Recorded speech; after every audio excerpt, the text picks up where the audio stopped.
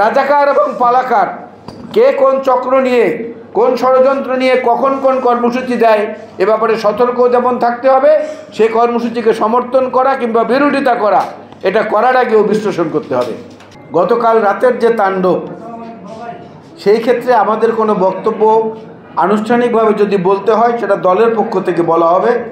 আমি যেটা বলতে চাই সেটা হচ্ছে যে এই শক্তিটাকে এই ভাঙাভাঙির কাজে না লাগিয়ে বরং ওই যে শনির দশা যারা বিদায় নিয়েছে তাদেরকে কিভাবে দূরে রাখা যায় সেই দিকে শক্তিটা নিয়োগ করা উচিত। তারা যেন গণতন্ত্রের আবরণের নিচে কোনো অজুহাতে ঢুকতে না পারে। আজকে সকালেও চট্টগ্রাম বিশ্ববিদ্যালয়ে সাংবাদিকদেরকে আক্রমণ করা হয়েছে, সাংবাদিকদের মোবাইল ফোন কেড়ে নেওয়া হয়েছে, ক্যামেরা ভাঙচুর করা হয়েছে এবং করেছে ওই শনির দশা নামক আওয়ামী লীগের ছাত্রলীগের নেত্রীরা, মেয়েরা, এবং সে হলটির নাম হচ্ছে শেখ হাসিনা হল। এটা আজকে সকালের ঘটনা। আপনাদের মনে আছে বিএনপির সর্বশেষ যে জাতীয় কাউন্সিলটি করেছিল বেগম খালেদা জিয়ার উপস্থিতিতে, উনি তখন কারাগারে যাননি, ওনাকে ভুয়া মামলায় সাজাও দেওয়া হয়নি। ওই জাতীয় কাউন্সিলে আমাদের স্লোগান ছিল নানান মানুষ নানান পথ, দেশ বাঁচাতে ঐক্যমত। অনেক তাৎপর্যপূর্ণ কথা কিন্তু এটা। আর আজকের দিনে প্রমাণ পাওয়া যাচ্ছে এই গত জুলাইয়ের 5 তারিখের বা আগস্টের 5 তারিখের পর থেকে প্রমাণ পাওয়া গেছে যে কেন বেগম খালেদা জিয়া এই স্লোগানটিকে বেছে নিয়েছিলেন। এর আগের জাতীয় কাউন্সিলটা যদি দেখেন বিএনপির, সেখানেও দেখবেন 2009-এ আমাদের যে জাতীয় কাউন্সিল হয়েছিল সেখানে আমরা বলেছিলাম দেশ বাঁচাও মানুষ বাঁচাও। আজকে সে অবস্থাটা প্রমাণিত হচ্ছে কিনা বাংলাদেশে একটা ভঙ্গুর রাষ্ট্রের দিকে চলে যাচ্ছে, এগিয়ে যাচ্ছে ধীরে ধীরে। মনে হচ্ছে এখানে রাখার কেউ নেই।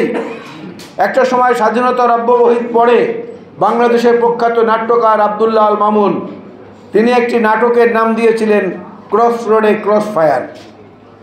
আমার কাছে কেন যেন মনে হয় বাংলাদেশের গণতন্ত্রটা এখন একটা ক্রস রোডে এসে ক্রস ফায়ারের মুখোমুখি হয়ে দাঁড়িয়েছে।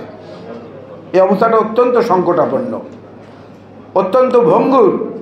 খুব চিন্তা এবং খুব গভীর পর্যবেক্ষণের পরে আমাদের পদক্ষেপগুলো নির্ধারণ করা উচিত। এবং সে পদক্ষেপে কোনো রকম ভুল হলে দেশে যে অস্থিতিশীলতা তৈরি হবে তার মধ্য থেকে আমাদের মুক্তিযুদ্ধের মূল যে ভাবাদর্শ, মূল যে চেতনা বা মূল যে লক্ষ্য ছিল, সেই লক্ষ্য থেকে আমরা যে বিচ্যুত হয়েছি সেখান থেকে সঠিক পথে উঠতে অনেক সময় লাগবে। বাংলাদেশ টেলিভিশনে এক সময় সিরিয়াল দেখাতো হাইওয়ে টু হেভেন, চমৎকার একটা ইংরেজি ছবি, বহু বছর আগের কথা বলছি আমি। এখন যে অবস্থাটা দাঁড়িয়েছে বাংলাদেশে, যারা শাসন ক্ষমতায় আছেন এবং যারা শক্তি প্রদর্শনের চেষ্টায় আছেন, এদের মধ্যে দেখে কখনো কখনো আমার মনে হয় যে এইটা কি হাইওয়ে টু হেল নাকি? হাইওয়ে টু হেল হলে তো আমাদের পরবর্তী প্রজন্ম এই দেশে থাকতে যাবে না। আজকে লিবিয়া থেকে ভূমধ্যসাগর পাড়ি দিতে গিয়ে মারা যাচ্ছে শত শত, আমরা দেখছি। কেন বাংলাদেশে আমাদের পরবর্তী প্রজন্ম কেন থাকতে চাচ্ছেন না? এটা চিন্তা করার খুব বেশি সময় কিন্তু আমাদের হাতে নেই। এই ব্যাপারে চিন্তা করে জাতীয় নীতিমালা গ্রহণ করতে হবে। না হলে এই গণতন্ত্র যতই বলি, গণতন্ত্রের জন্য আমাদের যে ত্যাগ, আমাদের যে তিতিক্ষা, আমাদের যে অপেক্ষা, সব কিছু মিলিয়ে একটা নতুন সূর্যের উদয় ছাড়া এর থেকে মুক্তি পাওয়ার কোনো উপায় নেই। যিনি পালিয়েছেন এবং যারা মুক্তিযুদ্ধের বিরোধিতা করেছেন 1971-এ, একদিকে হচ্ছে মুক্তিযুদ্ধের বিরোধিতা করে আখ্যা পাওয়া রাজাকার, আর একদিকে হচ্ছে বাড়ি থেকে পালিয়ে যাওয়া পালাকার।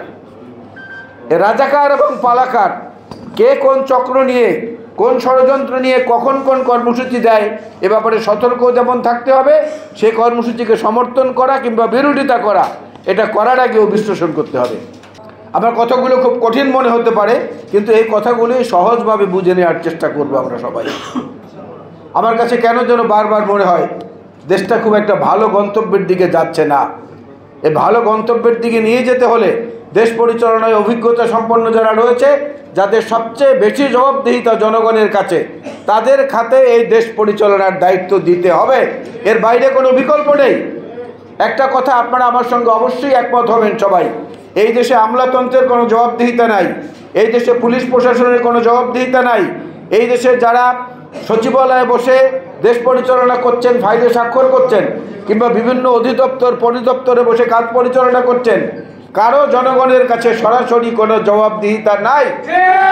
জনগণের কাছে সরাসরি জবাবদিহিতা হচ্ছে নির্বাচিত জনপ্রতিনিধির এবং রাজনীতিবিদদের। সুতরাং নির্বাচিত জনপ্রতিনিধি ছাড়া অন্য কেউ যেহেতু জবাবদিহিতার এই চাপটা অনুভব করবেন না, তাদেরকে দিয়ে এই চাপ অনুভব করানো সম্ভব হবে না এবং তাতে জনগণের ইচ্ছামাফিক দেশ পরিচালিত হবে না।